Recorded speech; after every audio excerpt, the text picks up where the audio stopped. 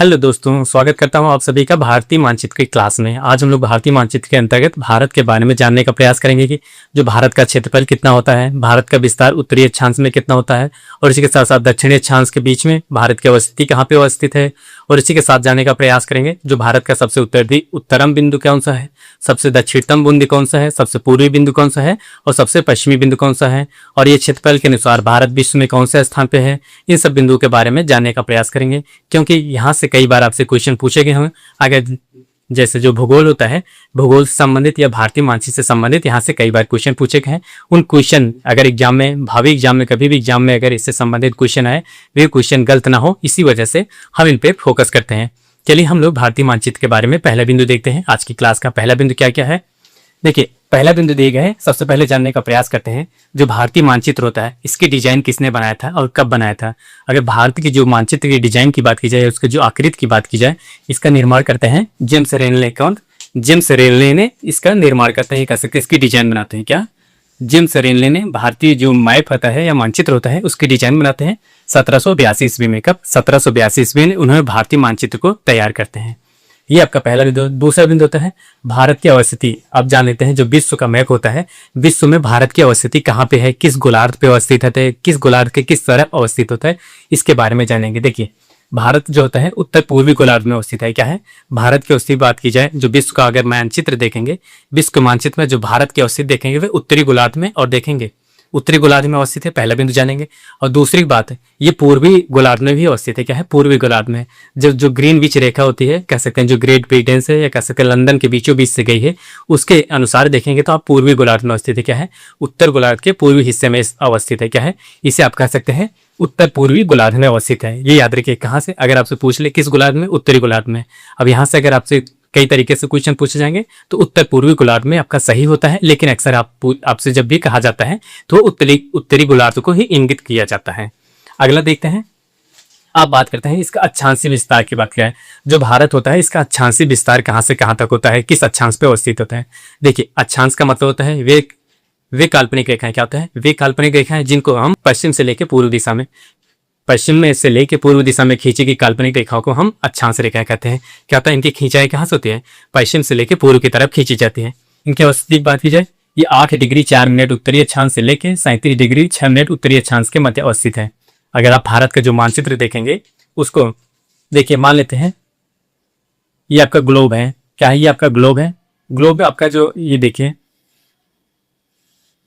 यहाँ कहीं पे आपका भारत अवस्थित है। इस भारत की जो अवस्थिति की बात की जाए, यहाँ पे देखेंगे जो 8 डिग्री होता है भारत के मानचित्र, यहाँ पे देखिए। अब यहाँ पे इसी में बना देना छोटा सा, देखिए मान लेते हैं ये आपका रेखा नहीं हटा देते हैं, आपका ये वैसे है। देखिए यहाँ पे जो होता है, यहाँ पे आपका 8 डिग्री होता है। क्या होता है? 8 डिग्री 4 मिनट उत्तरी अक्षांश से लेके यहाँ तक आप देखेंगे, जो आपका यहाँ तक होगा वो होता है 37 डिग्री 6 मिनट। आप अगर गिनती का 4 बनाते होंगे, जैसे देखिए गिनती का 4 बनाते होंगे तो आपका देखिए यहाँ से लेकर ऐसे करते हैं, फिर उसके बाद ऐसे करेंगे। यहाँ पे सबसे पहले क्या होता है? 8 डिग्री 4 मिनट आएगा, फिर उससे बड़ी जो संख्या आती है 37 डिग्री 6 मिनट आएगी। फिर उसके बाद यहाँ पे जब आते हैं 68 डिग्री 7 मिनट आएगा, फिर उसके बाद यहाँ पे जाएंगे 97 डिग्री 25 मिनट। इस तरह आपका जो होता है उत्तरी अक्षांश और देशांतरी के बारे में हम लोग जान सकते हैं। क्या होता है? अगर आपको ट्रिक के माध्यम से या कभी काल जैसे क्या होता है कंफ्यूजन होता है कि किस अक्षांश पे अवस्थित है या किस देशांतर पे अवस्थित है, अगर आपको अंकों का पता है तो आप केवल 4 बना दीजिए। मतलब देखिए जैसे आपने यहाँ पे 4 बनाया तो इसका क्या हो गया, यहाँ पे सबसे छोटी होते फिर उसके बड़ी, फिर उसके बाद यहाँ पे बड़ी, फिर सबसे अंत में यहाँ पे बड़ी। अगर आपको वैसे ना पता हो फिर आप 4 ऐसे बना दीजिए, यहाँ पे सबसे बड़ी, उससे छोटी, उससे छोटी, सबसे छोटी। इस प्रकार का जो होता है अक्षांशीय देशांतर के बारे में आप भारत में अवस्थिति निकाल सकते हैं या रख सकते हैं। ये होता है। अब उसके बाद देशांतरी विस्तार क्या होता है, किस देशांतर पे अवस्थित होता है। अगर भारत की बात की जाए तो ये 68 डिग्री 7 मिनट पूर्वी देशांतर से लेके 97 डिग्री 25 मिनट क्या है, 97 डिग्री 25 मिनट पूर्वी देशांतर के मध्य भारत की अवस्थिति होती। अक्षांश की बात करिए 8 डिग्री 4 मिनट उत्तर से लेके 37 डिग्री 6 मिनट उत्तरी अक्षांश के मध्य अवस्थित है। अगर देशांतर की बात की जाए तो 68 डिग्री 7 मिनट से लेके 97 डिग्री 25 मिनट पूर्वी देशांतर के मध्य भारत की अवस्थिति होती है।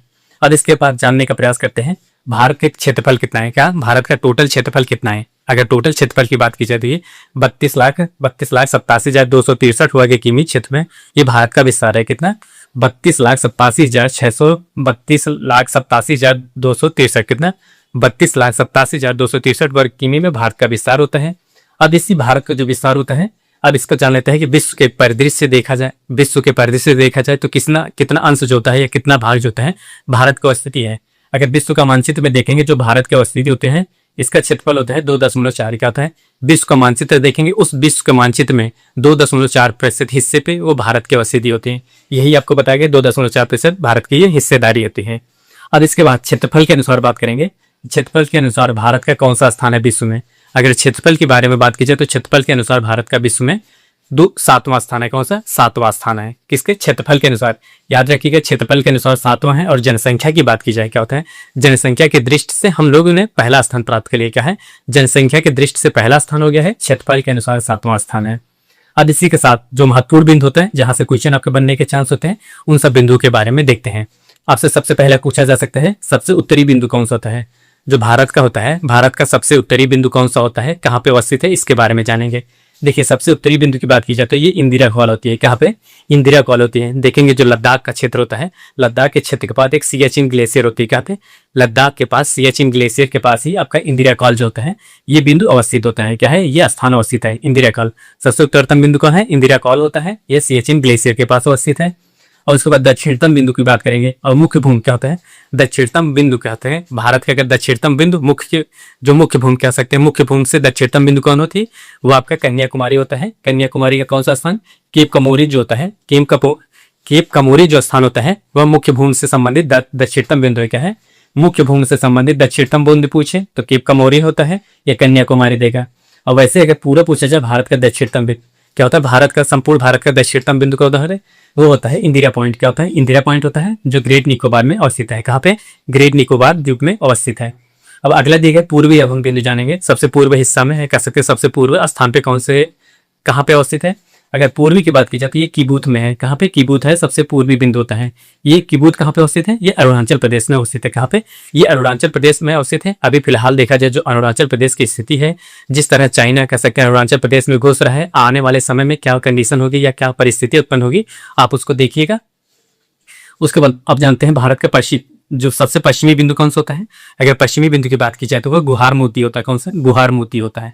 ये कहाँ पे अवस्थित है? गुहार मोती की बात की जाए ये गुजरात राज्य में अवस्थित होता है। यही भारत मानचित्र संबंधित ये फैक्ट वीडियो था। ये कह सकते हैं भारत का जो मानचित्र होता है, सबसे पहले उसके डिजाइन किसने बनाए थे, ये याद रखिएगा। यहाँ से क्वेश्चन कभी भी बन सकते हैं। जेम्स रेल ने होते हैं 1782 ईस्वी में इसकी डिजाइन तैयार करते हैं। उसके बाद ये भारत का जो होता है अवस्थिति की बात की जाए उत्तर पूर्वी गोलार्ध में अवस्थित है। उसके बाद ये 8 डिग्री 4 मिनट उत्तर से लेकर 37 डिग्री 6 मिनट उत्तरी अक्षांश में लेके, उसके बाद 68 डिग्री 7 मिनट से पूर्वी देशांतर से लेके जो 97 डिग्री 25 मिनट होता है पूर्वी देशांतर के मध्य अवस्थित होता है। इसके क्षेत्रफल की बात की जाए तो 32,87,263 वर्ग किमी में विस्तार है। और उसके बाद टोटल विश्व के क्षेत्रफल की बात की जाए तो ये 2.4% क्षेत्रफल पे अवस्थित है। क्षेत्रफल के अनुसार 7वां स्थान होता है। सबसे पूर्वी स्थान की बात की जाए तो ये सबसे पूर्वी बिंदु होते हैं इंदिरा कॉल होती है, सियाचिन ग्लेशियर के पास होती है, यह लद्दाख में है।